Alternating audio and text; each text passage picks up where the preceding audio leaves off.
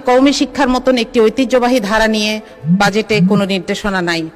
বাংলাদেশের সংসদীয় রাজনীতির ইতিহাসে সংরক্ষিত নারী আসনগুলো নিয়ে বরাবরই এক ধরনের প্রথাগত ধারণা ছিল। ভাবা হতো এই আসনগুলো বুঝি স্রেফ ক্ষমতার অলংকার কিংবা সংখ্যাতত্ত্বের হিসাব মেলানোর হাতিয়ার। কিন্তু ত্রয়োদশ জাতীয় সংসদের ফ্লোরে দাঁড়িয়ে সেই চেনা ছক ও পুরনো মনস্তত্ত্বকে এক তুড়িতে ভেঙে চুরমার করে দিয়েছেন এক নতুন রাজনীতিক। তিনি বাংলাদেশ জামায়াতে ইসলামীর সংরক্ষিত নারী আসনের সংসদ সদস্য মারদিয়া মমতাজ। মহান সংসদের ফ্লোরে দাঁড়িয়ে তার ক্ষুরধার যুক্তি, সাহসী উচ্চারণ এবং অন্যায়ের বিরুদ্ধে আপোষহীন কণ্ঠস্বর আজ খোদ রাজনৈতিক প্রতিপক্ষকেও মুগ্ধ করতে বাধ্য করেছে।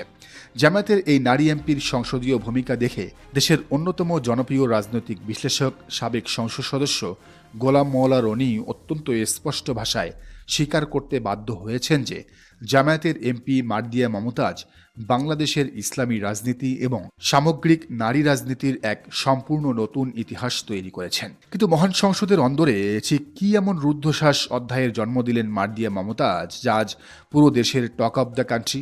সম্প্রতি সংসদে চলমান বাজেট অধিবেশনে অর্থমন্ত্রীকে উদ্দেশ্য করে মারদিয়া মমতাজ যে বক্তব্য দিয়েছেন তা যেন কোনো টান টান উত্তেজনার রাজনৈতিক থ্রিলার সিনেমাকেও হার মানায়। বাজেট পাশের সেই গুরুত্বপূর্ণ মুহূর্তে তিনি অর্থমন্ত্রীর টেবিলের দিকে ইঙ্গিত করে তুলে ধরেন এক রূপক এবং হাড় হিম করা 3 খামের গল্প।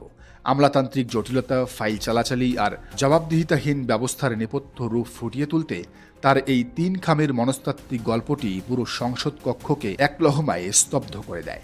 এই গল্পের মাধ্যমে তিনি অত্যন্ত সুনিপুণভাবে সরকারের দায়িত্বশীলতা এবং খোদ অর্থমন্ত্রীর ব্যক্তিগত এবং প্রাতিষ্ঠানিক জবাবদিহিতার বিষয়টিকে আঙ্গুল দিয়ে দেখিয়ে দেন। সংসদে তিনি একই সাথে প্রধানমন্ত্রী তারেক রহমানের উদ্দেশ্যে এআই জেনারেটেড ফটোকার্ড দেখে বক্তব্য দেওয়ার মানে জামায়াতে ইসলামীর সমালোচনা করার তীব্র নিন্দা জানান। যখন একটি এআই জেনারেটেড ছবি দিয়ে একটি বিবৃতি দেন তখন আমরা জাতি হিসেবে বিব্রত হই। কিছুদিন আগে বাজেট ঘোষণার পর প্রধানমন্ত্রী তারেক রহমান কক্সবাজারে একটি জনসভায় বলেছিলেন যে জামায়াত নাকি সিগারেট এবং মদের দাম বাড়ানোর কারণে রাস্তায় নেমে প্রতিবাদ করেছিল, অথচ এটি ছিল একটি ভুয়া ফটোকার্ড। মারদিয়া মমতাজের এই বক্তব্য শোনার পর প্রধানমন্ত্রী তারেক রহমান বুঝতে পারেন যে তিনি কত বড় একটি ভুল করেছিলেন। বাজেটের বিভিন্ন অসঙ্গতি এবং দেশের বর্তমান অর্থনৈতিক সংকটের চুলচেরা বিশ্লেষণ করতে গিয়ে মারদিয়া মমতাজ কোনো রাগ ঢাক না রেখেই ক্ষমতাসীনদের এক চরম কঠোর সত্যের মুখোমুখি দাঁড় করিয়ে দেন। তিনি অত্যন্ত দৃঢ় কণ্ঠে বলেন, জাতীয় অর্থনীতির এই মহাসংকটের দিনে শুধু অতীতের সরকার কিংবা অন্যের ওপর দায় চাপিয়ে কোনো সমস্যার স্থায়ী সমাধান করা যায় না।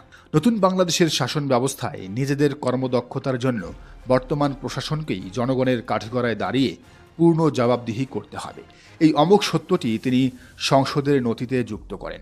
তিনি সরকারকে কড়া হুঁশিয়ারি দিয়ে বলেন, দেশের সাধারণ মানুষ আর কোনো ফাঁপা প্রতিশ্রুতি কিংবা কাল্পনিক পরিসংখ্যানের গল্প শুনতে চায় না। বর্তমান সরকার নিশ্চয়ই চাইবে না যে এবারের বাজেটটি দিন শেষে কেবল কাগজের বুকে একটি ব্যর্থতার দলিল হয়ে থাকুক। তাই বাজেটের ভেতরে থাকা সমস্ত অসঙ্গতি, বৈষম্য আর আমলাতান্ত্রিক অস্বচ্ছতা দূর করে দেশের অর্থনীতিকে টিকিয়ে রাখতে এর কার্যকর এবং বাস্তবমুখী বাস্তবায়ন এখন সময়ের সবচেয়ে দাবি বলে উল্লেখ করেন মারদিয়া মমতাজ। তবে মারদিয়া মমতাজের এই রুদ্ধশ্বাস বক্তব্যের সবচেয়ে বিস্ফোরক এবং চাঞ্চল্যকর অংশটি ছিল সংসদের ভেতরেই নগ্ন ও কুৎসিত বৈষম্যের মুখোশ উন্মোচন করা। মহান সংসদে সংরক্ষিত নারী আসনের সাংসদদের জন্য যে বিশেষ উন্নয়ন বরাদ্দ বা তহবিল বরাদ্দ করা হয়, সেখানে এক চরম বৈষম্যমূলক এবং নোংরা রাজনৈতিক বিভাজনের চিত্র তুলে ধরেন মারদিয়া মমতাজ তথ্য দিয়ে প্রমাণ করেন যে জাতীয় সংসদের মোট 50 জন সংরক্ষিত নারী এমপির মধ্যে ক্ষমতাসীন দল ও তাদের মিত্রদের 37 জন নারী এমপিকে পূর্ণ বরাদ্দ দেয়া হলেও সম্পূর্ণ অন্যায় ও রাজনৈতিক প্রতিহিংসামূলকভাবে বিরোধী দলের 13 জন নারী এমপিকে সেই বরাদ্দ থেকে পুরোপুরি বঞ্চিত করা হয়েছে। সংসদের ফ্লোরে দাঁড়িয়ে এই চরম বৈষম্যের তীব্র প্রতিবাদ জানিয়ে মারদিয়া মমতাজ ক্ষোভের সাথে বলেন, রাষ্ট্রীয় সম্পদ বন্টনের ক্ষেত্রে এই ধরনের সংকীর্ণ মানসিকতা এবং বিভাজন বজায় রাখা অত্যন্ত দুঃখজনক ও লজ্জাজনক। 24-এর রক্তক্ষয়ী গণঅভ্যুত্থানের পর যখন পুরো দেশ একটি বৈষম্যহীন ও সাম্যের বাংলাদেশ গড়ার স্বপ্ন দেখছে, ঠিক তখন স্বয়ং সংসদের ভেতরে নারী এমপিদের সাথে করা এমন আচরণে আসলে পতিত স্বৈরাচারের সেই পুরনো কর্তৃত্ববাদী সংস্কৃতি এবং ফেসিবাদেরই নগ্ন প্রতিফলন ঘটে।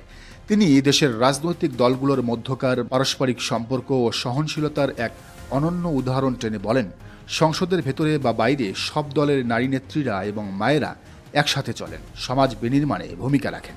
একটি সুস্থ ও সচল গণতন্ত্রে মতপার্থক্য থাকা খুবই স্বাভাবিক এবং যৌক্তিক, কিন্তু মতপার্থক্য মানেই যে পারস্পরিক ব্যক্তিগত শত্রুতা নয়, এই সহজ সত্যটি বর্তমান শাসক গোষ্ঠী বিএনপি সরকার কেন ভুলে যাচ্ছে? সরকারের নীতি নির্ধারকদের দিকে সরাসরি প্রশ্ন ছুড়ে দিয়ে জামায়াতের এই প্রখর বুদ্ধিসম্পন্ন নারী এমপি বলেন, আপনারা যারা রাষ্ট্র পরিচালনার দায়িত্বে আছেন, আপনারা নিজেরা যদি রাষ্ট্রীয় কোষাগার এবং নীতি নির্ধারণে এমন চরম সংকীর্ণতা এবং বৈষম্য দেখান, তবে এই দেশের সাধারণ সমাজ থেকে আপনারা কিভাবে সহনশীলতা, অন্তর্ভুক্তি এবং গণতান্ত্রিক চর্চার প্রত্যাশা করেন?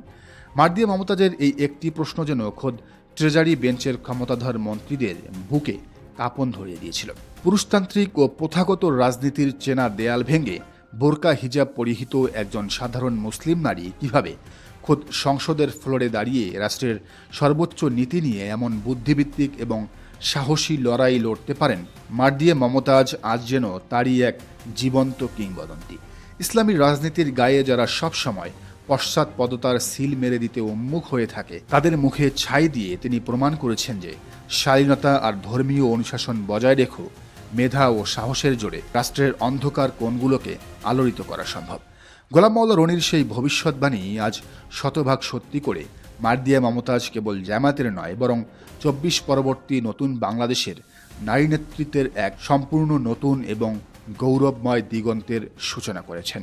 বুয়েটের মেধাবী এই ছাত্রী ছিলেন ড্যাফোডিল ইন্টারন্যাশনাল ইউনিভার্সিটির শিক্ষক। দর্শক, বিষয়টিকে আপনি কিভাবে দেখছেন জানান মন্তব্যের ঘরে। আর এই চ্যানেলে নতুন হলে অবশ্যই সাবস্ক্রাইব করে বেল আইকনটি বাজিয়ে রাখুন।